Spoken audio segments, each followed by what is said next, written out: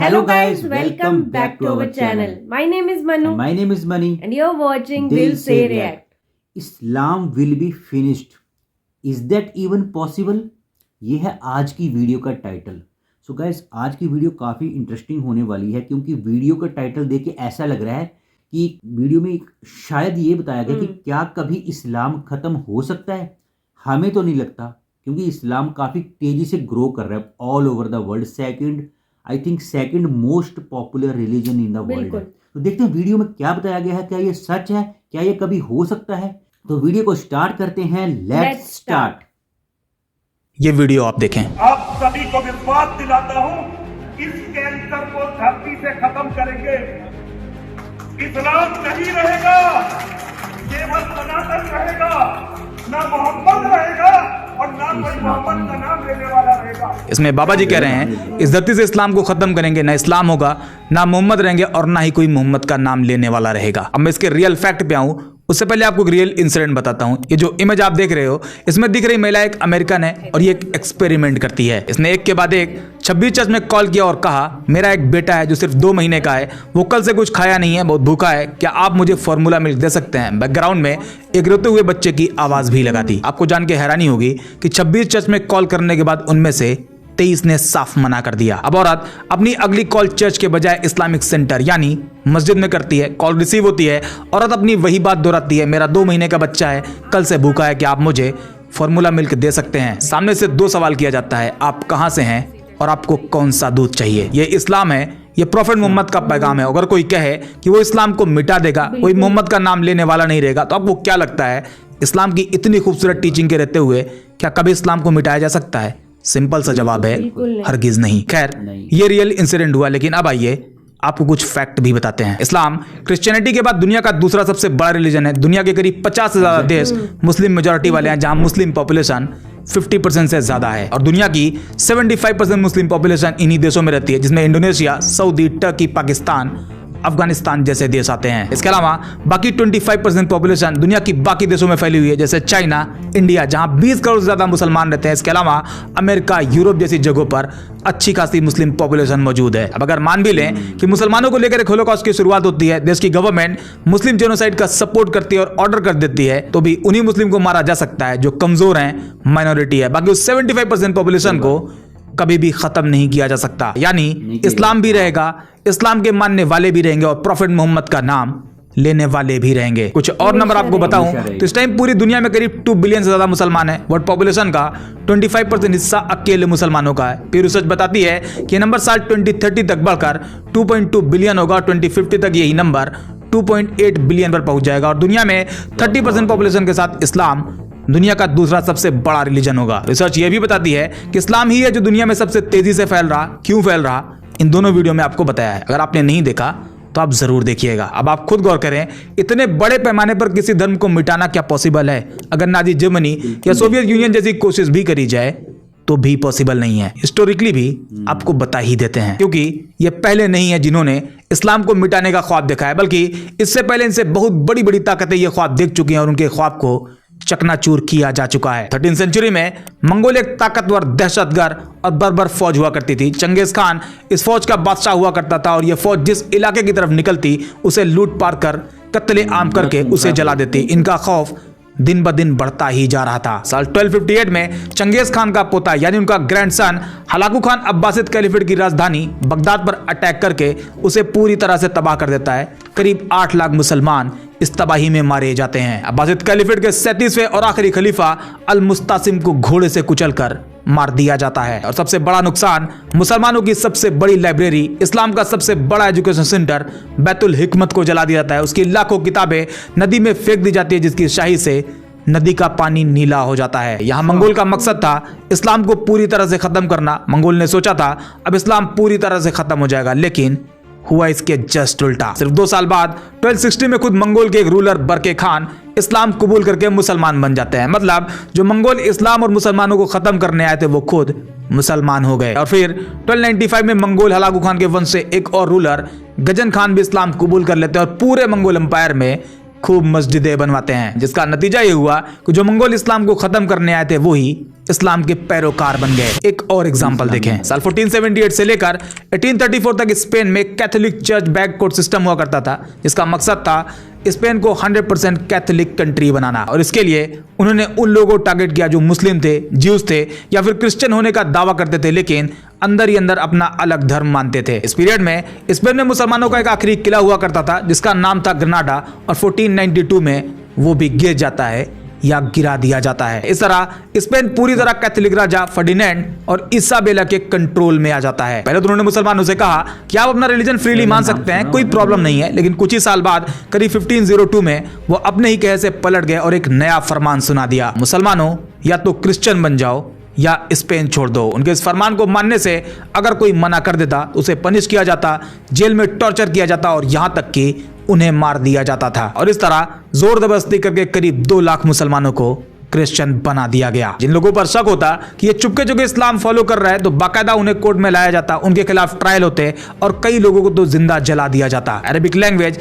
Islamic books और Islamic culture सब कुछ बैन कर दिया गया। बाकी जिन लोगों ने फोर्सफुली क्रिश्चियन धर्म अपनाया था उन्हें मोरिस्कोस कहा गया, यानी मुस्लिम ओरिजिन के फोर्स्ड क्रिश्चियन। ये सब करने के बाद भी उन्हें लगा ये काफी नहीं और फाइनली 1609 टू 1614 के बीच स्पेन में फिलिप III वहां के राजा होते हैं और ये मोरिस्कोस यानी मुस्लिम ओरिजिन के फोर्स्ड क्रिश्चियन को स्पेन से बाहर निकाल देते हैं। करीब 2.5 से 3 लाख मोरिस्कोस को शिप में बैठाकर नॉर्थ अफ्रीका में डिपोर्ट कर दिया गया। हालांकि स्पेन में अभी भी बहुत से मुस्लिम होते हैं जो चुपके चुपके इस्लाम को मानते हैं, नमाज पढ़ते हैं और रोजा रहते हैं। अब सवाल ये क्या ये सब करने से स्पेन में इस्लाम खत्म हो गया? तो जवाब है बिल्कुल नहीं, बल्कि जिन लोगों को डिपोर्ट किया गया वो नॉर्थ अफ्रीका में पहुंचकर वहां पर इस्लाम का परचम लहरा देते हैं। ये वो पीरियड था जब मिडिल ईस्ट, यूरोप और अफ्रीका के कुछ हिस्सों पर एक मुस्लिम खिलाफत ऑटोमन एम्पायर का राज हुआ करता था और ऑटोमन एम्पायर डिपोर्ट किए गए रिफ्यूजीज को लेकर सिंपैथी रखती।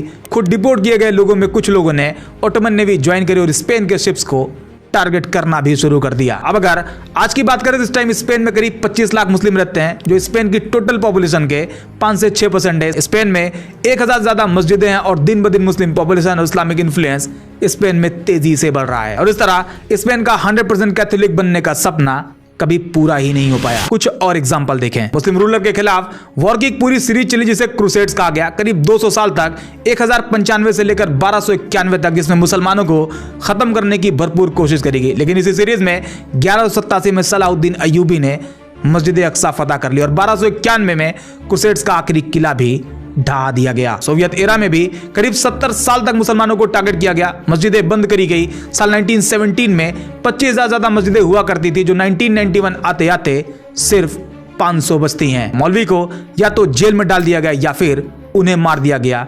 लाखों मौलवी शहीद किए गए, कुरान को बैन किया गया, अरबिक स्कूल सब कुछ बंद कर दिया गया। लेकिन क्या इतना कुछ करने के बाद सोवियत इस्लाम खत्म हो गया? तो जवाब है बिल्कुल नहीं। सोवियत खत्म हो गया लेकिन इस्लाम खत्म नहीं हुआ, बल्कि और मजबूती के साथ वजूद में आता है। आज रशिया में करीब 26 करोड़ मुस्लिम रहते हैं। रशिया की टोटल पॉपुलेशन का करीब 15% हिस्सा। पॉपुलेशन के हिसाब से ये यूरोप के किसी भी देश की सबसे बड़ी पॉपुलेशन है और रशिया का दूसरा सबसे बड़ा रिलीजन भी है। सिर्फ पुतिन के रूलिंग पीरियड में 7500 मस्जिदें बनाई गई। कई मुस्लिम यूनिवर्सिटी है, Moscow Islamic institute MII, Russian Islamic university Kazan, Dagestan Islamic university जैसी कई यूनिवर्सिटी जिसमें बैचलर, मास्टर और पोस्ट ग्रेजुएट लेवल पर इस्लामिक थियोलॉजी पढ़ाई जाती है। चाइना में भी उइगर मुस्लिम को लेकर इस्लाम और मुसलमानों को टारगेट किया जाता है। इंडिया में भी मुस्लिम पहचान की वजह से लोगों को लिंच किया गया, उन्हें अरेस्ट किया गया, टॉर्चर किया गया, चोरी के शक में मार दिया गया। लेकिन अभी जितने भी एग्जाम्पल आपको बताए उन सभी में वक्ती तौर पर मुसलमानों को जरूर दबाया गया, खत्म करने की कोशिश करी गई, लेकिन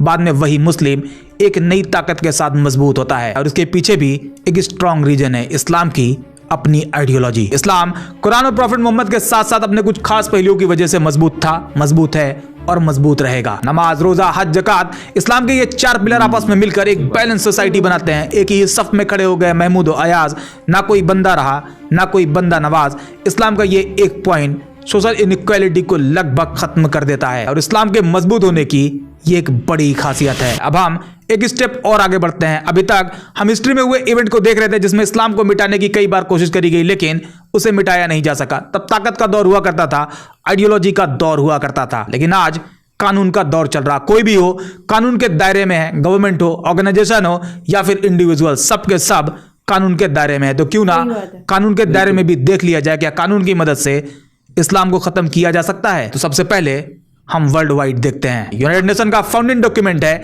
यूएन चार्टर 1945। इसके आर्टिकल 1 सेक्शन 3 और आर्टिकल 55 सेक्शन सी में कहा गया है, यूनाइटेड नेशन का एम है ह्यूमन राइट और फंडामेंटल फ्रीडम को प्रमोट करना बगैर किसी रेस, सेक्स, लैंग्वेज या रिलीजन के भेदभाव के। यानी यूएन की सभी मेंबर कंट्रीज, इंडिया, यूएसए जैसे सभी देश लीगली कमिट करते हैं कि वो अपने सिटीजन को रिलीजियस फ्रीडम देंगे। इसके अलावा एक और इंपॉर्टेंट डॉक्यूमेंट है universal declaration of human right UDHR 1948। इसके आर्टिकल 18 में रिलीजियस फ्रीडम की बात करी गई और बाकायदा हर एक इंसान को ये राइट दिया गया है वो किसी भी धर्म को मान सकता है, उसे बदल सकता है या कोई भी धर्म नहीं मानता। और अगर कोई स्टेट यानी गवर्नमेंट किसी कम्युनिटी को फोर्स करे रिलीजन चेंज करने के लिए या कोई सरकार किसी रिलीजन को मिटाने की कोशिश करे तो वो ह्यूमन राइट वायलेशन माना जाएगा। एक और डॉक्यूमेंट है international covenant on civil and political right ICCPR 1966। इसके आर्टिकल 18 में भी सेम राइट दिए गए हैं। इसके अलावा यूएन जेनोसाइड कन्वेंशन 1948 के मुताबिक अगर कोई सरकार या ग्रुप किसी रिलीजन, रेस या एथनिक ग्रुप को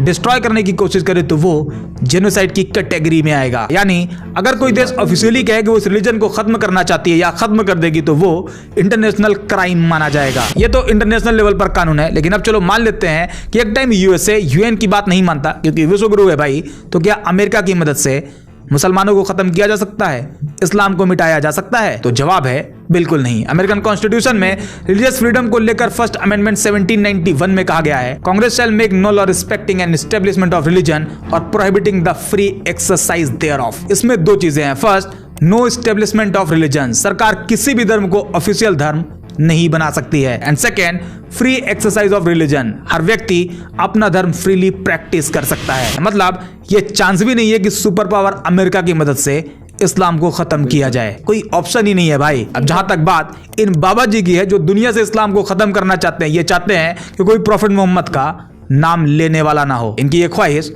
बस ख्वाहिश बनकर रह जाएगी। अभी इन्वायरमेंट ऐसा है जो ये कुछ भी कह रहे हैं और फ्रीली घूम रहे हैं। अगर वाकई इंडियन लॉ के हिसाब से एक्शन लिया जाए तो ऐसे लोग जेल से बाहर नहीं आ पाएंगे, क्योंकि इंडियन कॉन्स्टिट्यूशन में भी right to freedom of religion के प्रावधान मौजूद है, जिसमें article 25 section 1, article 26, article 27 and article 28 में रिलीजियस फ्रीडम की बात कही गई है। ये भी पॉसिबल नहीं है। ये बाबा जी दुनिया तो छोड़ो, इंडिया से भी इस्लाम नहीं मिटा सकते। ये बस पॉलिटिकल बेनिफिट के लिए माहौल बनाते हैं और ऐसा भी नहीं है ये सब ये जानते नहीं है, इन्हें सब पता है। ये बस मुसलमान और इस्लाम के नाम पर एक ग्रुप को अपने फेवर में भीड़ बनाना चाहते हैं, इससे ज्यादा कुछ भी नहीं। ओवरऑल कंक्लूजन यही है कि इस्लाम को हरगिज मिटाया नहीं जा सकता, क्योंकि मुस्लिम पॉपुलेशन का नंबर बहुत बड़ा है। खुद हिस्ट्री ऐसा सोचने वालों का फेलियर दिखाती है। इस्लामिक आइडियोलॉजी सेल्फ प्रोटेक्टिव है एंड मोस्ट इंपॉर्टेंट आज की मॉडर्न सोसाइटी जहां प्रेशर, जुल्म, जबरदस्ती कुछ भी काम नहीं आती। खुद कुरान में अल्लाह ने वादा किया है, कुरान चैप्टर 9 वर्स 32 में आता है, ये लोग चाहते हैं अल्लाह की रोशनी को अपनी फूकों से बुझा दें, मगर